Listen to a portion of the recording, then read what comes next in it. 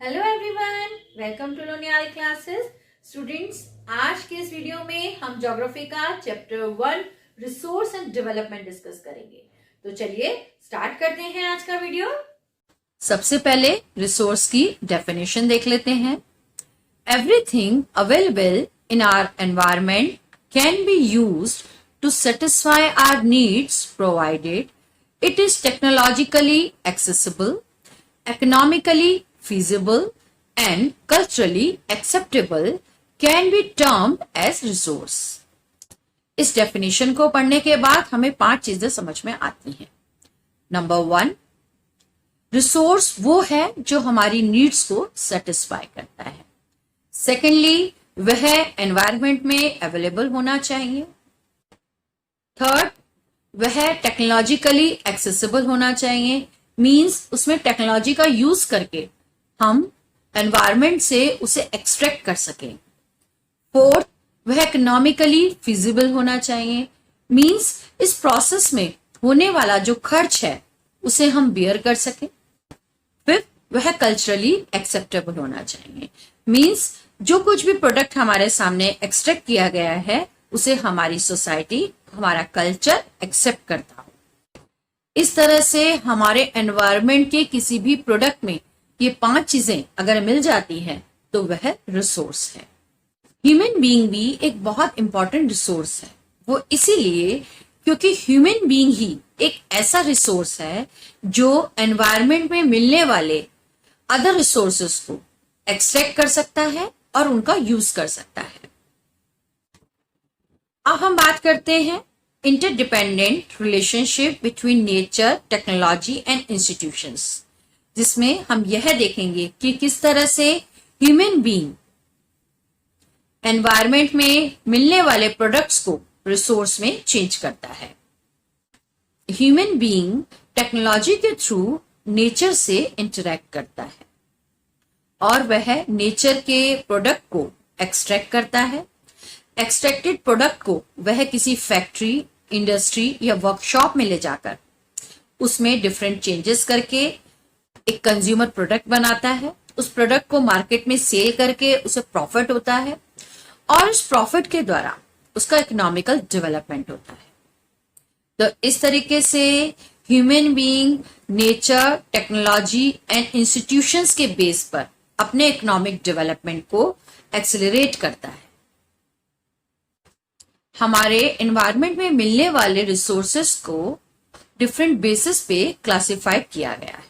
इसमें सबसे पहला क्लासिफिकेशन है on the basis of origin. इसमें 2 ग्रुप्स आते हैं, biotic and abiotic. Second classification है on the basis of exhaustibility. इसके भी 2 ग्रुप्स हैं, renewable and non renewable. Third है on the basis of ownership. इसमें 4 ग्रुप्स हैं, individual, community, national and international. Fourth base है on the basis of status of development. इसमें भी 4 groups हैं, potential, developed, stock and reserve. सबसे पहले बात करते हैं classification of resources on the basis of origin, जिसमें हम 2 ग्रुप्स देखते हैं। First biotic resource, second abiotic resource. Biotic resource वह रिसोर्स होते हैं जो लिविंग ऑर्गेनिज्म से मिलते हैं। इट मींस इस तरीके की रिसोर्सेस में लाइफ होती है। इस तरीके की रिसोर्सेस रीजेनरेट एंड रिप्रोड्यूस हो सकते हैं। For example plants, human, animal, fungus, bacteria etcetera. Second है अबायोटिक रिसोर्सेस। अबायोटिक रिसोर्सेस वह रिसोर्स होते हैं जो नॉन लिविंग होते हैं। इट मींस इसमें लाइफ नहीं होती है। यह रीजनरेट होने में बहुत ज्यादा टाइम लेते हैं। For example water, soil, minerals, air etcetera. Next है classification of resources on the basis of exhaustibility. इसके भी 2 ग्रुप्स हैं. Number 1 renewable resource and number 2 non renewable resource. Renewable resources को रिन्यूएबल एंड रिप्लेनिशेबल रिसोर्सेज भी कहते हैं. इस तरह के रिसोर्सेज को physical, chemical and mechanical process द्वारा रिप्रोड्यूस और रीजनरेट किया जा सकता है. For example heat energy, water energy, soil, wind energy etcetera.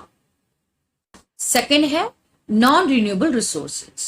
Non renewable resources वह रिसोर्सेज होते हैं जिन्हें रिप्लेनिश करने के लिए या रिप्रोड्यूस करने के लिए लॉन्ग जियोलॉजिकल टाइम लगता है. मींस इसे दोबारा से रिन्यू होने के लिए एक लॉन्ग पीरियड ऑफ टाइम लगता है, जिस वजह से इन्हें नॉन रिन्यूएबल रिसोर्सेज कहा जाता है. इसके एग्जांपल्स हैं coal, crude oil, natural gas, atomic energy etcetera.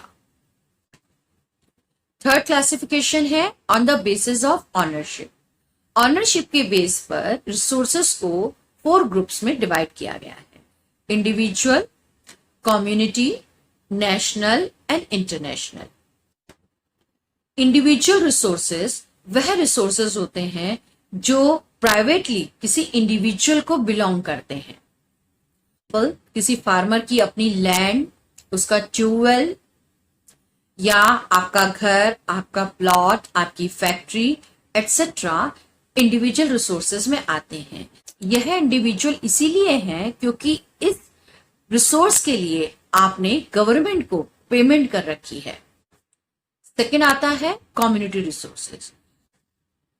Community resources वह रिसोर्सेज होते हैं जिसे एक इंडिविजुअल पर्सन नहीं बल्कि कम्युनिटी के सभी लोग यूज करते हैं. फॉर एग्जाम्पल किसी विलेज का grazing ground, burial ground, village का पॉन्ड एटसेट्रा. और अगर हम सिटी की बात करें तो सिटी में आते हैं public park, picnic spots, playground etcetera. इसमें नेक्स्ट है नेशनल रिसोर्स. नेशनल रिसोर्स वह रिसोर्स होते हैं जो एक नेशन को बिलोंग करते हैं. इस तरीके के रिसोर्स में एक नेशन की टेरिटरी में आने वाले roads, canals, railway, mineral, water resources, forest, wildlife, land etcetera सभी चीजें आ जाती हैं जो उस कंट्री की बाउंड्री के अंदर होती हैं.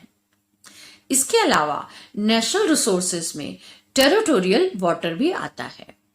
अब ये टेरिटोरियल वाटर क्या होता है? किसी भी नेशन से जुड़ने वाली वाटर बॉडी का 12 नॉटिकल माइल का एरिया टेरिटोरियल वाटर होता है. टेरिटोरियल वाटर को हम इंडिया के मैप से समझते हैं. अगर आप इंडिया की टेरिटरी देखें तो इसकी कोस्टल लाइन से 12 नॉटिकल आगे का जो ओशनिक वाटर है और उस वाटर में मिलने वाले रिसोर्सेस भी नेशनल रिसोर्स में ही आते हैं. नॉटिकल माइल्स क्या होता है? नॉटिकल माइल किसी वाटर बॉडी के डिस्टेंस को मेजर करने की यूनिट होती है. 12 नॉटिकल माइल्स में 22.2 किलोमीटर आता है. तो इस तरह से किसी भी नेशन की टेरिटरी को टच करने वाली वाटर बॉडी का 12 नॉटिकल माइल्स उस नेशन का नेशनल रिसोर्स होता है. नेक्स्ट है इंटरनेशनल रिसोर्सेज.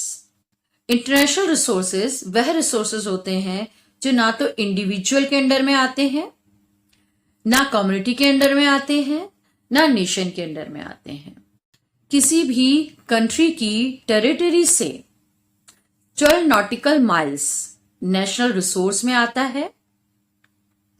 उसके बाद 200 nautical miles exclusive economic zone में आता है और 200 नॉटिकल माइल्स के बाद का जो ओशनिक एरिया है या ओपन ओशन है वह नेचुरल रिसोर्स होता है.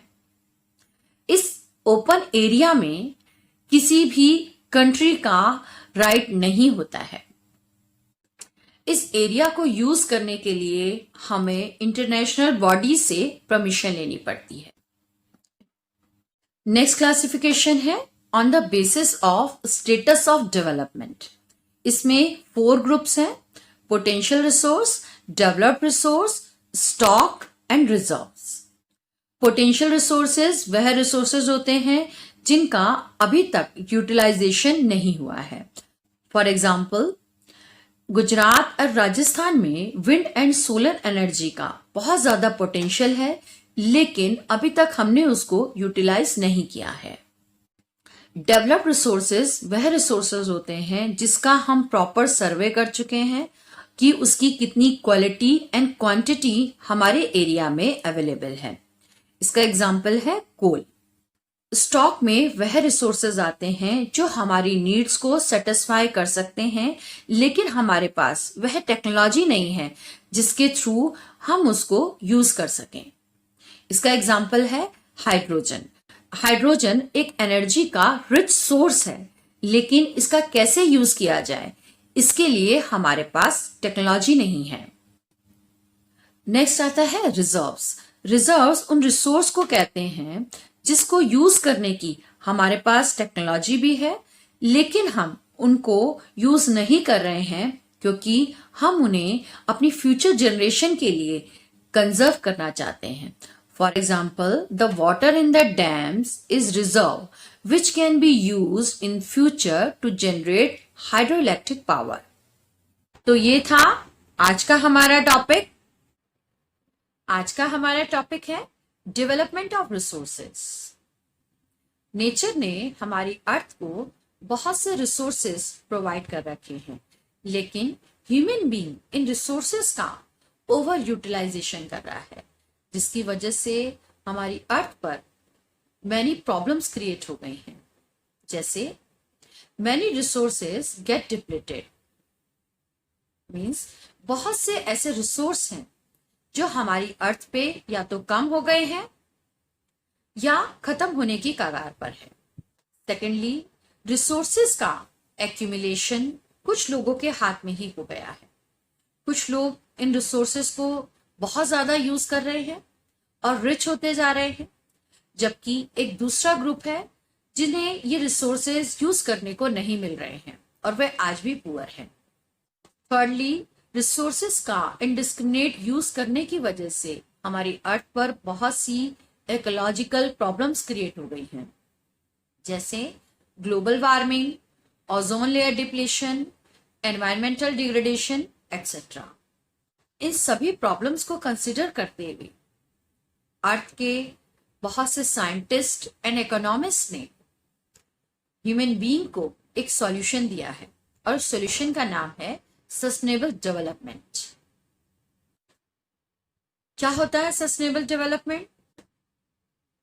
The economic development which does not damage the environment and at the same time takes care of needs of future generation is called sustainable development.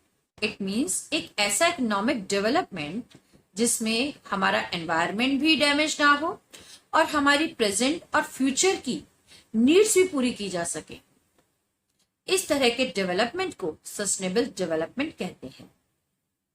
Sustainable development के इस concept को सबसे पहले जून 1992 में ब्राजील के रियो दी Janeiro में United nation conference on environment and development में discuss किया गया था।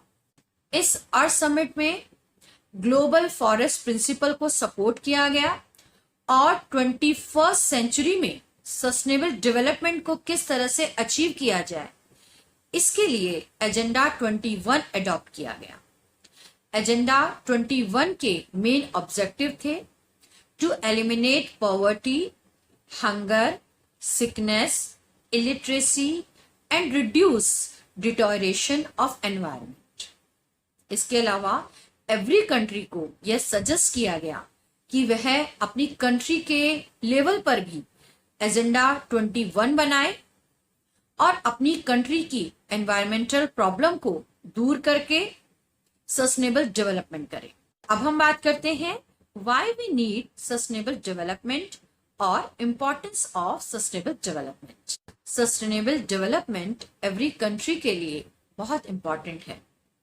सस्टेनेबल डेवलपमेंट के थ्रू किसी भी कंट्री की प्रेजेंट की नीड को फुलफिल किया जा सकता है और साथ ही फ्यूचर जनरेशन के लिए भी रिसोर्सेस को कंजर्व किया जा सकता है।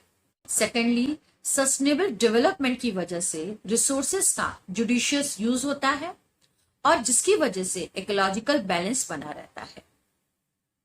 थर्ड, सस्टेनेबल डेवलपमेंट एनवायरनमेंट को प्रोटेक्ट करता है, साथ ही एनवायरनमेंट डिग्रेडेशन से भी रोकता है। फोर्थ, सस्टेनेबल डेवलपमेंट रिसोर्सेस के ओवर एक्सप्लॉयटेशन को भी रोकता है। अब हम देखते हैं सस्टेनेबल डेवलपमेंट के लिए किस तरह से रिसोर्स की प्लानिंग की जाती है। रिसोर्स प्लानिंग रिसोर्सेस का जुडिशियस यूज करने की एक स्ट्रैटेजी है जिसके थ्रू किसी भी कंट्री में मिलने वाले रिसोर्सेस को प्लान तरीके से यूज किया जाता है। हमारे इंडिया में बहुत से रिसोर्सेस हैं लेकिन उनका डिस्ट्रीब्यूशन अनइवन है। For example, Rajasthan is rich in solar and wind energy but lacks water resources. अगर लद्दाख की बात करें तो Ladakh is rich in cultural heritage but deficient in water, infrastructure and vital minerals. अगर अरुणाचल प्रदेश की बात करते हैं, Arunachal Pradesh has water resources but lack in infrastructure development. तो इस तरह से हम देखते हैं कि जहां राजस्थान में सोलर और विंड एनर्जी है तो वहां पर वाटर की कमी है। अरुणाचल प्रदेश में अगर वाटर है तो वहां पर इंफ्रास्ट्रक्चर डेवलपमेंट नहीं है।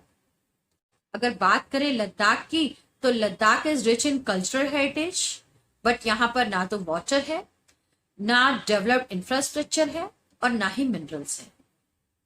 तो इन एग्जाम्पल के थ्रू हम देखते हैं कि इंडिया में रिसोर्सेस का डिस्ट्रीब्यूशन बहुत अनइवन है और अगर हमें इंडिया का ओवरऑल इकोनॉमिक डेवलपमेंट करना है तो इसके लिए हमें रिसोर्स प्लानिंग करनी पड़ेगी। तो चलिए देखते हैं इंडिया में किस तरह से रिसोर्स प्लानिंग की जाती है।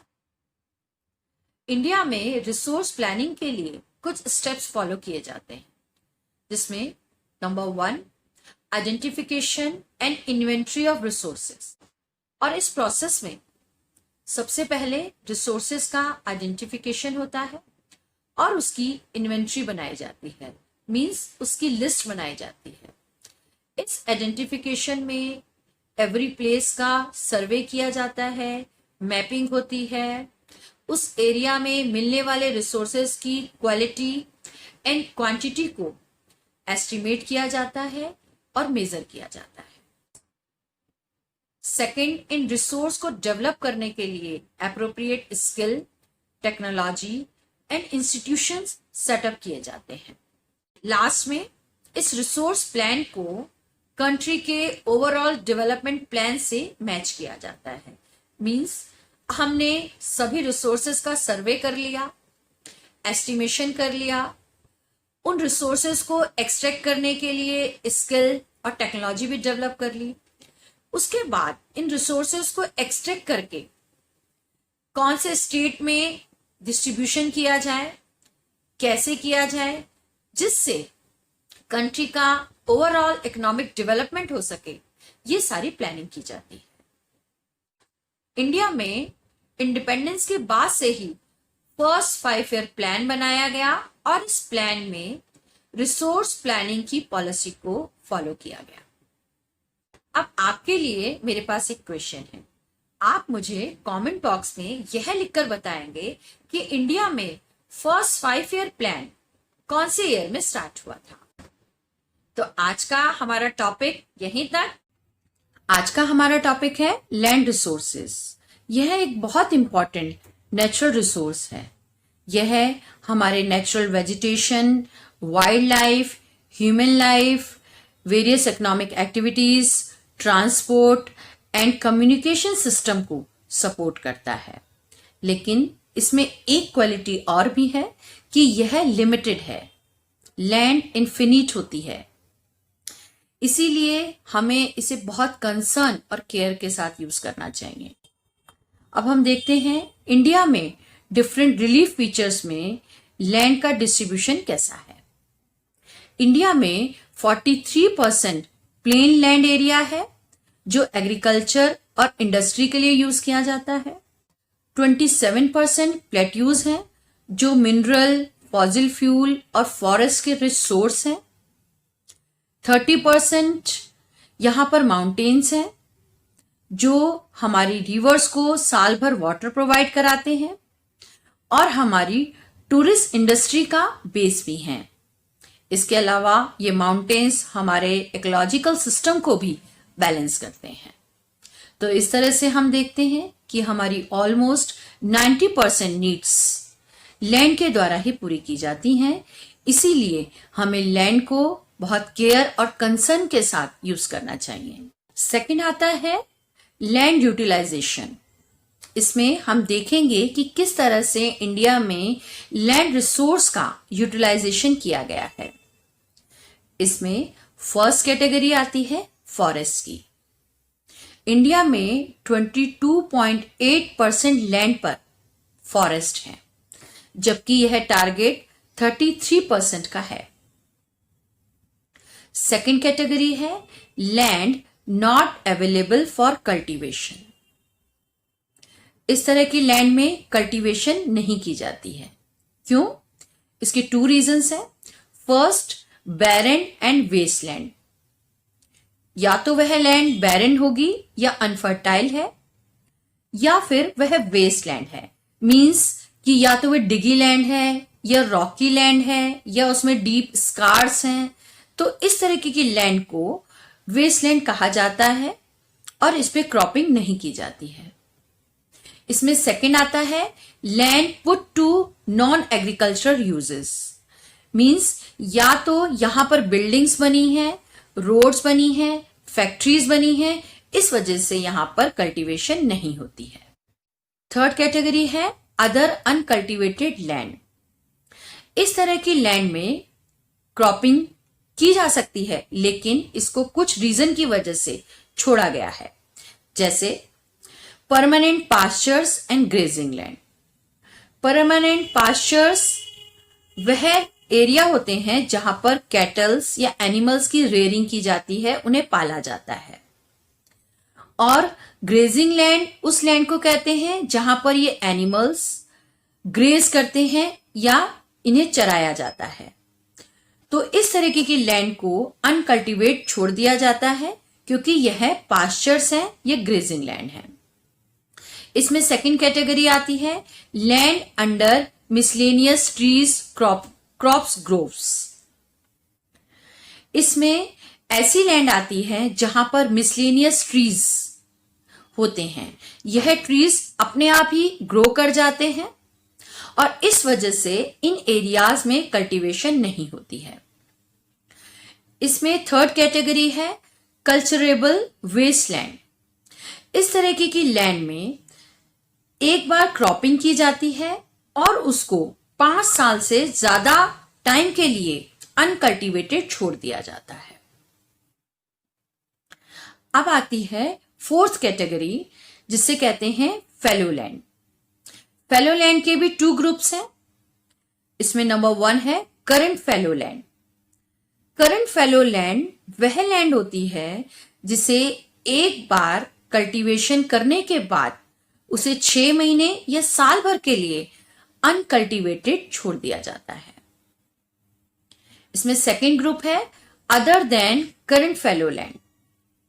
इस तरह की लैंड को एक बार क्रॉपिंग करने के बाद उसे 1 साल से 5 साल तक अनकल्टिवेटेड छोड़ दिया जाता है। यह इसलिए छोड़ा जाता है जिसकी वजह से ये लैंड अपनी फर्टिलिटी को रीगेन कर सके। नेक्स्ट कैटेगरी है net sown area. Net sown area उस एरिया को कहते हैं जिसमें पूरे साल भर क्रॉपिंग की गई है। अब हम 2 पाई चार्ट की हेल्प से इंडिया के लैंड यूज पैटर्न को डिस्कस करते हैं। आपकी स्क्रीन पर 2 पाई चार्ट्स दिखाई दे रहे हैं। इसमें फर्स्ट पाई चार्ट है 1960 to 61 का। सेकंड पाई चार्ट है 2008 और 9 का। सबसे पहले बात करते हैं फॉरेस्ट एरिया की। 1960 टू 61 में फॉरेस्ट कवर्ड एरिया 18.11% था, जो 2008 और 9 में बढ़कर 22.57 हो गया है।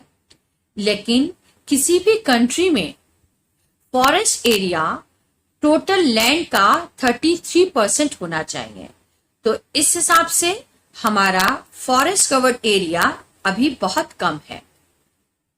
नेक्स्ट कैटेगरी है बैरन एंड वेस्टलैंड। 1960 टू 61 में बैरन एंड वेस्टलैंड थी 12.01%, जो घटकर 6.29% हो गई है। थर्ड आता है area under non agricultural use, जो 1960 में 4.95% था, वह बढ़कर 7.92% हो गया है। नेक्स्ट कैटेगरी है permanent pastures and grazing land की, जो 1960-61 में 4.71% थी और 2008-9 में घटकर 3.45% हो गई है। और अगर यह इसी तरह से घटती रही तो हम अपने कैटल्स को कहां पर ग्रेज कराएंगे, यह एक सोचने की बात है। नेक्स्ट कैटेगरी है area under miscellaneous trees, crops and groves, जो 1960 टू 61 में 1.50% था और अब वह घटकर 1.10% रह गया है। मींस इस एरिया में अब हमने एग्रीकल्चर करनी शुरू कर दी है।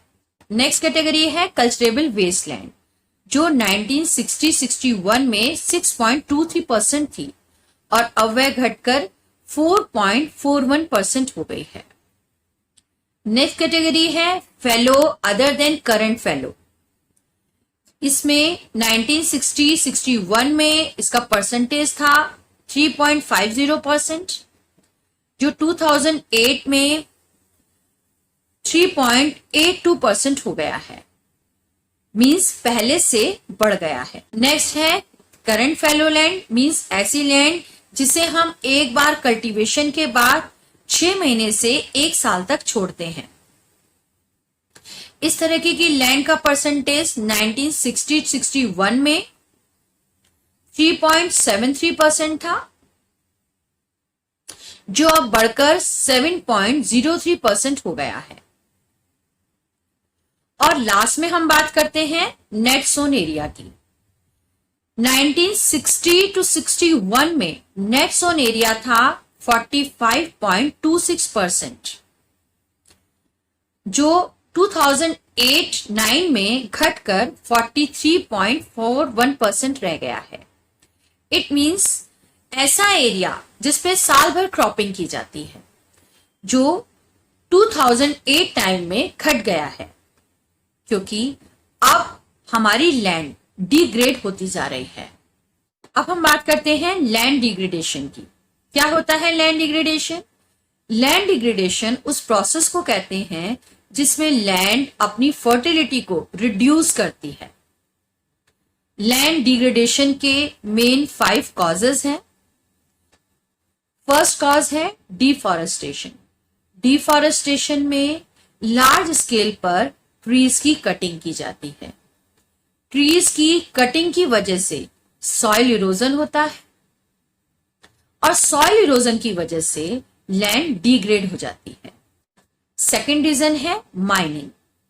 इंडिया में झारखंड, मध्य प्रदेश, उड़ीसा और छत्तीसगढ़ में माइनिंग का काम होता है। माइनिंग करते समय मिनरल के एक्सकावेशन के बाद या एक्सट्रैक्शन के बाद उन डीप स्कार्स को ऐसे ही छोड़ दिया जाता है, जिस वजह से यह लैंड डिग्रेड हो जाती है, क्योंकि उसको किसी और पर्पस में यूज नहीं किया जाता। नेक्स्ट आता है वाटर लॉगिंग।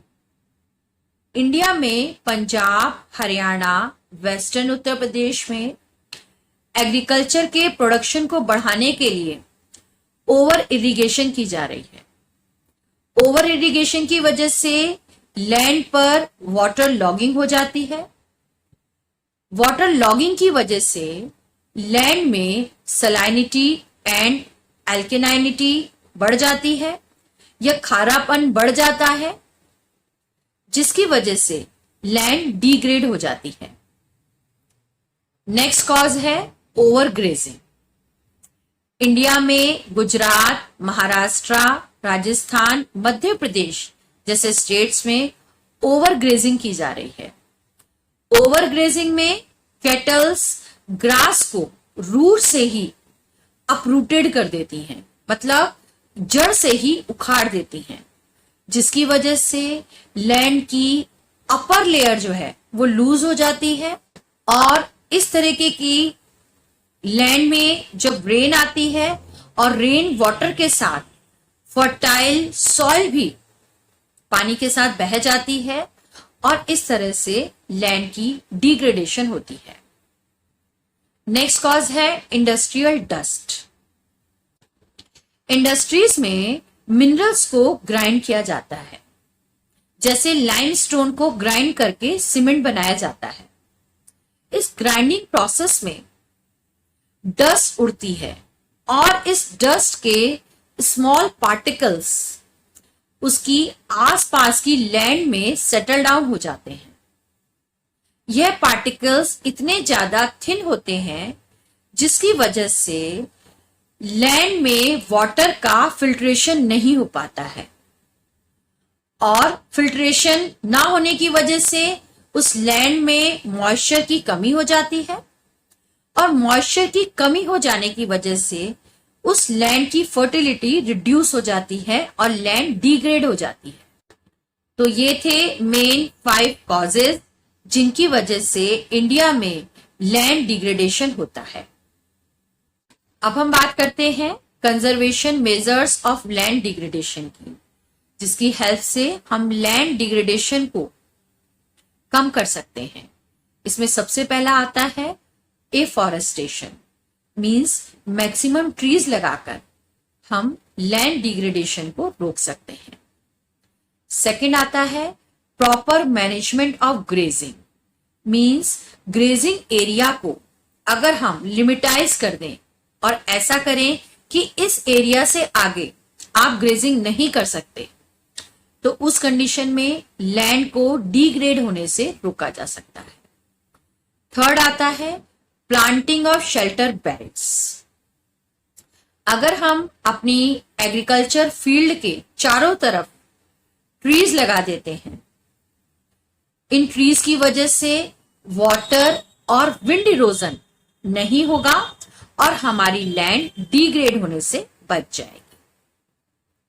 नेक्स्ट आता है stabilization of sand dunes by thorny bushes, means sandy area में थॉर्नी बुशेस लगाकर, मींस कैक्टस जैसे प्लांट्स लगाकर लैंड डिग्रेड होने से रोका जा सकता है।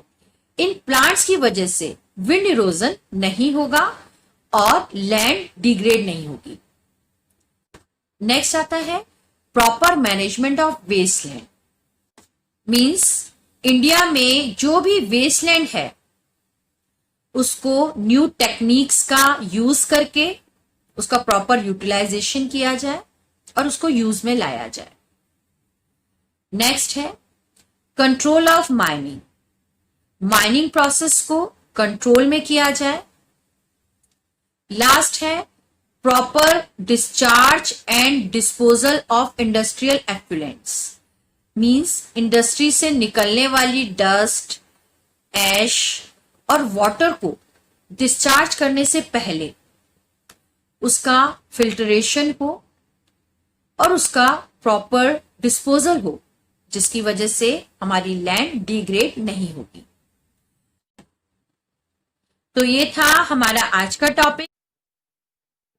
आज का हमारा टॉपिक है सॉइल एज अ रिसोर्स। सबसे पहले सॉइल की डेफिनेशन देखते हैं। Soil is a mixture of organic matter, minerals, gases, liquids, and organisms that together support life.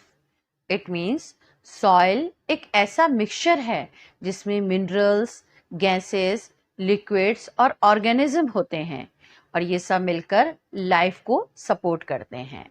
फिर वे लाइफ ह्यूमन लाइफ हो, प्लांट्स की लाइफ हो या एनिमल लाइफ हो। सॉइल एक रिन्यूएबल रिसोर्स है। सॉइल हमारे लिए उतना ही इंपॉर्टेंट है जितनी वाटर एंड विंड है।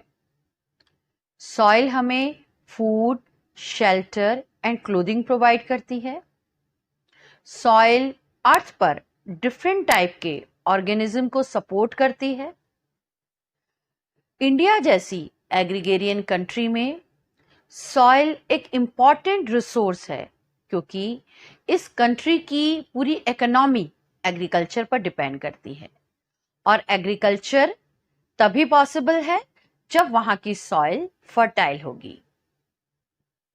तो इस तरह से सॉइल एक इंपॉर्टेंट रिसोर्स है। अब हम देखते हैं ऐसे कौन से फैक्टर्स हैं जो सॉइल फॉर्मेशन को अफेक्ट करते हैं। इसमें सबसे पहला आता है पेरेंट रॉक। किसी भी प्लेस की रॉक्स सॉइल फॉर्मेशन को अफेक्ट करती हैं।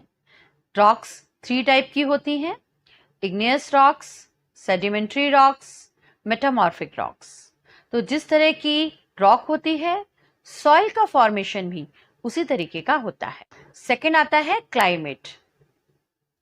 किसी भी प्लेस के latitude, longitude, distance from oceans जैसी चीजें भी सॉइल के फॉर्मेशन को अफेक्ट करती हैं। नेक्स्ट आता है वेजिटेशन। किसी भी प्लेस की वेजिटेशन वहां की सॉइल फॉर्मेशन को डायरेक्टली अफेक्ट करती है। नेक्स्ट आते हैं रिलीफ फीचर्स। रिलीफ फीचर्स जैसे mountain, plains, desert area, plateaus, ये सभी रिलीफ फीचर्स सॉइल फॉर्मेशन को अफेक्ट करते हैं। नेक्स्ट आता है एक्टिविटी ऑफ डीकंपोजर्स। मींस किसी भी सॉइल में मिलने वाले बैक्टीरिया, फंगस एटसेट्रा भी सॉइल फॉर्मेशन में इंपॉर्टेंट रोल प्ले करते हैं। नेक्स्ट आता है activity of water, wind and glaciers. हमारी अर्थ पर water, wind and glaciers erosion and deposition का काम करते हैं और किसी भी जगह की सॉइल फॉर्मेशन में इनका बहुत इंपॉर्टेंट रोल होता है। नेक्स्ट आता है organic and inorganic materials. Like किसी सॉइल में ह्यूमस की कितनी क्वांटिटी होगी, यह उसके ऑर्गेनिक मटेरियल डिसाइड करते हैं। लास्ट है टेम्परेचर। किसी भी प्लेस का टेम्परेचर हॉट है, कोल्ड है, मॉइस्चर्ड है, ये सभी चीजें सॉइल के फॉर्मेशन को अफेक्ट करती हैं। अब हम बात करते हैं क्लासिफिकेशन ऑफ सॉइल। सॉइल को उसके colour, thickness, age, chemical and physical properties के बेस पर 6 पार्ट्स में डिवाइड किया गया है। इंडिया में 6 टाइप की सॉइल मिलती हैं। इसमें नंबर 1 है alluvial soil. Alluvial soil 2 type की होती है, बांगर एंड खादर। सेकंड है ब्लैक सॉइल। थर्ड सॉइल है red and yellow soil. Fourth है लेटराइट सॉइल। फिफ्थ है एरिड सॉइल एंड सिक्स्थ है फॉरेस्ट सॉइल। आपके स्क्रीन पर एलुवियल सॉइल के डिफरेंट फीचर्स दिखाई दे रहे हैं और साइड में इंडिया का मैप भी है। इस मैप की हेल्प से हम इंडिया में सॉइल को आइडेंटिफाई करेंगे। आपके एग्जाम्स में सॉइल के आइडेंटिफिकेशन से रिलेटेड क्वेश्चंस आते हैं। सबसे पहले बात करते हैं एलुवियल सॉइल की। इंडिया में एलुवियल सॉइल सबसे ज्यादा एरियाज में मिलती है। यह सॉइल बहुत फर्टाइल होती है। इस सॉइल का फॉर्मेशन रिवर के थ्रू लाई गई सैंड और सिल्ट के द्वारा होता है। एलुवियल सॉइल की लोकेशन हम इंडिया के मैप में देखते हैं। इस मैप में इसकी लोकेशन लाइट ग्रीन कलर से दी गई है। यह नॉर्दर्न प्लेन्स, कोस्टल प्लेन्स और रिवर्स के डेल्टास में देखने को मिलती है। इस सॉइल में rice, wheat, cotton and oil seeds का प्रोडक्शन बहुत अच्छा होता है।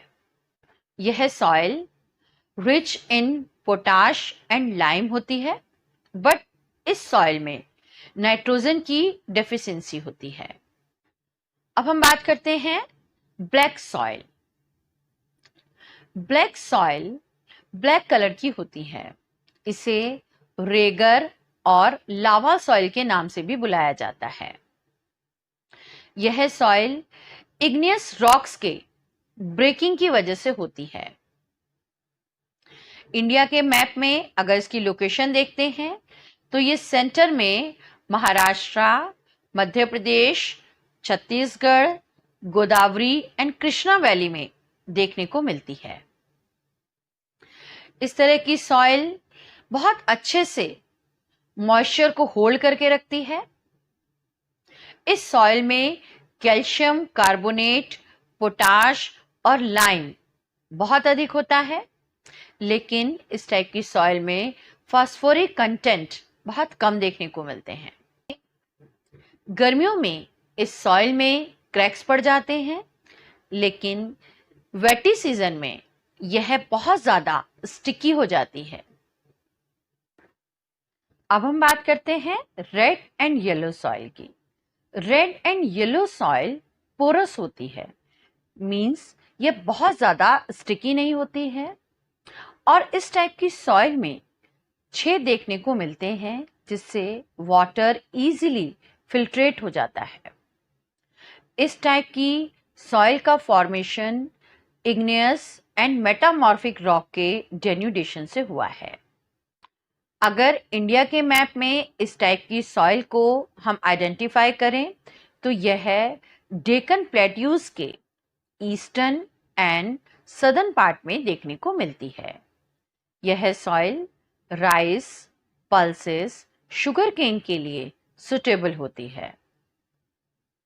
यह सॉइल रिच इन आयरन होती है, बट इसमें नाइट्रोजन, ह्यूमस और लाइम की डेफिशिएंसी होती है।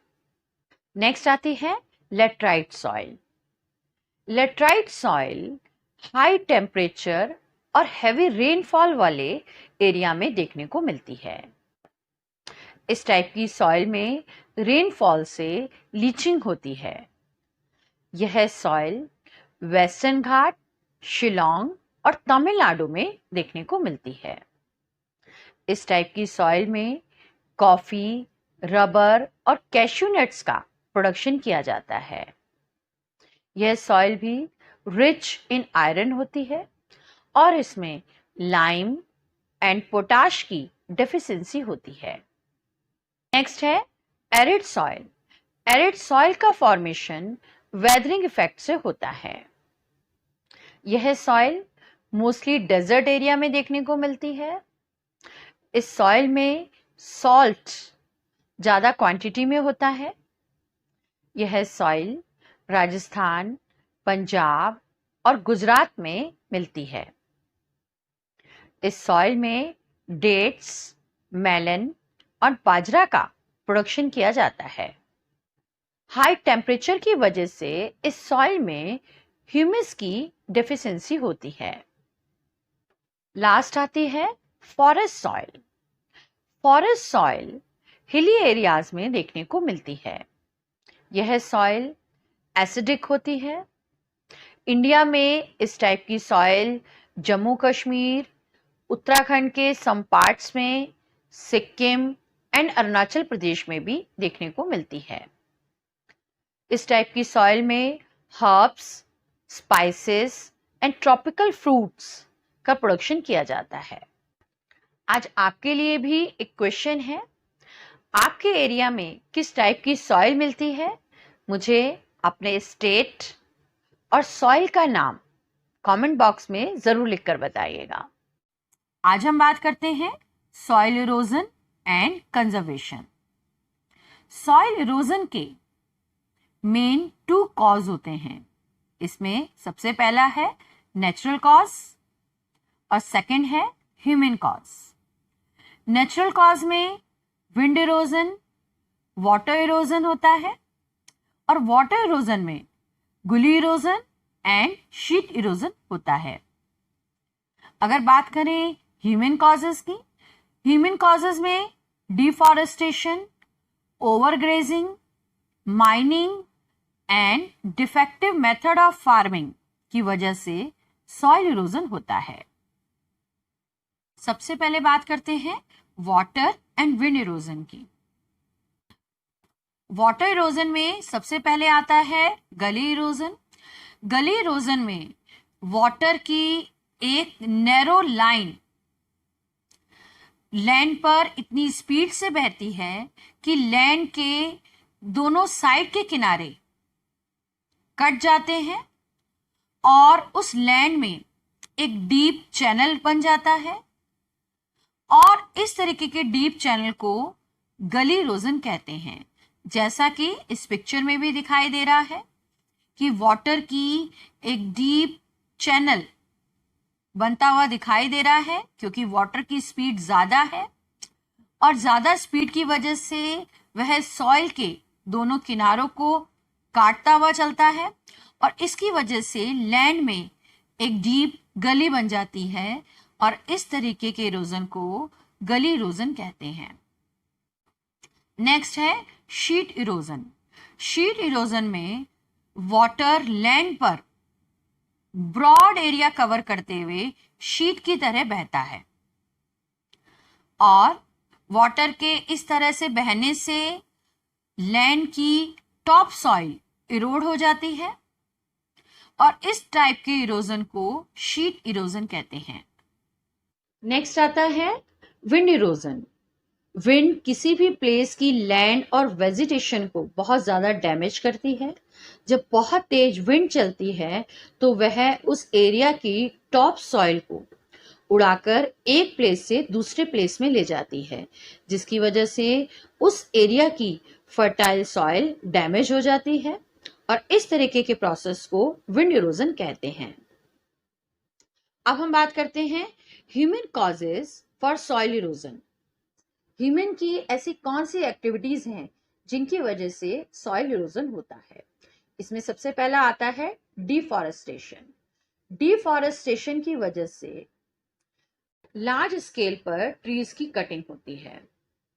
ट्रीज हमारी सॉइल की टॉप लेयर को ग्रैब करके रखती है, और जब हम इन ट्रीज की कटिंग कर देते हैं तो सॉइल की टॉप लेयर को ग्रैब करने की जो प्रोसेस है वो नहीं हो पाती है, और जब रेन आती है तो रेन इस टॉप लेयर को अपने साथ बहाकर ले जाती है। तो इस तरीके के प्रोसेस में सॉइल का इरोजन होता है। नेक्स्ट रीजन है ओवरग्रेजिंग। इंडिया के बहुत से पार्ट्स में ओवरग्रेजिंग की जा रही है। ओवरग्रेजिंग में कैटल्स लैंड की ग्रीन ग्रास को जब खाती हैं तो वह ग्रास को इतनी तेजी से खींचती हैं कि वह जड़ से ही उखड़ जाती है, जिसकी वजह से ग्राउंड की टॉप सॉइल लूज हो जाती है, और यह लूज सॉइल वाटर या विंड की वजह से इजीली इरोड हो जाती है, जिसकी वजह से सॉइल इरोजन होता है। नेक्स्ट आता है माइनिंग। माइनिंग करते समय लैंड में से मिनरल्स निकालकर उसके बाकी बचे एरिया को ऐसे ही छोड़ दिया जाता है, जिसकी वजह से वह एरिया डगी और अनइवन हो जाता है, जिसकी वजह से सॉइल इरोजन होता है। नेक्स्ट आता है wrong method of ploughing. India में आज भी बहुत से फार्मर्स प्लोइंग के रॉन्ग मेथड को फॉलो करते हैं, जिसकी वजह से वाटर और विंड इरोजन होता है। अब हम बात करते हैं कंजर्वेशन ऑफ सॉइल। जैसा कि अभी हमने देखा कि सॉइल इरोजन के नेचुरल एंड ह्यूमन कॉजेज होते हैं। इन कॉजेज को अगर हम दूर कर दें तो हम सॉइल को कंजर्व कर सकते हैं। तो चलिए बात करते हैं ऐसे मेथड की जिसकी वजह से हम सॉइल को कंजर्व कर सकते हैं। इसमें सबसे पहला मेथड है कॉन्टूर प्लोइंग। कॉन्टूर प्लोइंग में फील्ड को कॉन्टूर लाइन में ही मींस हाफ सर्कल लाइन में ही फ्लो किया जाता है, जिसकी वजह से वाटर का फ्लो जो है वह स्लो हो जाता है। इस तरह की फ्लोइंग मोस्टली हिली एरियाज में की जाती है। नेक्स्ट आता है terrace farming. Terrace farming sloping area में की जाती है। इस तरह की फार्मिंग में स्लोप को कट किया जाता है और उसके ऊपर फार्मिंग की जाती है। जैसा कि आपको पिक्चर में दिखाई दे रहा है, यह एक स्लोपी एरिया है और स्लोप पर एक ब्रॉड स्टेप बनाकर उसके ऊपर फार्मिंग की गई है। तो इस तरीके के जब स्टेप बनाए जाते हैं और उसके ऊपर फार्मिंग की जाती है, इसको टेरेस फार्मिंग कहते हैं। नेक्स्ट आता है शेल्टर बेल्ट्स। शेल्टर बेल्ट में किसी भी फील्ड के चारों तरफ ट्रीज की एक लाइन बना दी जाती है। ट्रीज की इन लाइन की वजह से विंड इरोजन नहीं होता है और जब हवा चलती है तो हवा जो अपने साथ सॉइल पार्टिकल को उड़ाकर ले जाना चाहती थी, वह पार्टिकल्स इन ट्रीज से टकराकर उसी फील्ड में ही रह जाते हैं, जिसकी वजह से विंड इरोजन नहीं होता है। नेक्स्ट आता है स्ट्रिप फार्मिंग। स्ट्रिप फार्मिंग में क्रॉपिंग करते समय क्रॉप के बीच बीच में ग्रास की एक स्ट्रिप छोड़ दी जाती है, जिसकी वजह से वाटर का फोर्स स्लो हो जाता है और वाटर के फोर्स के स्लो होने की वजह से सॉइल का इरोजन नहीं होता है। तो इस तरह से डिफरेंट फ्लोइंग मेथड यूज करके हम सॉइल इरोजन को रोक सकते हैं। इसके अलावा और भी बहुत से स्टेप्स हैं जिसको हम यूज करके सॉइल का कंजर्वेशन कर सकते हैं। इसमें से कुछ स्टेप्स अगर आपको मालूम है तो मुझे कमेंट बॉक्स में जरूर लिखकर बताइएगा। Thank you so much.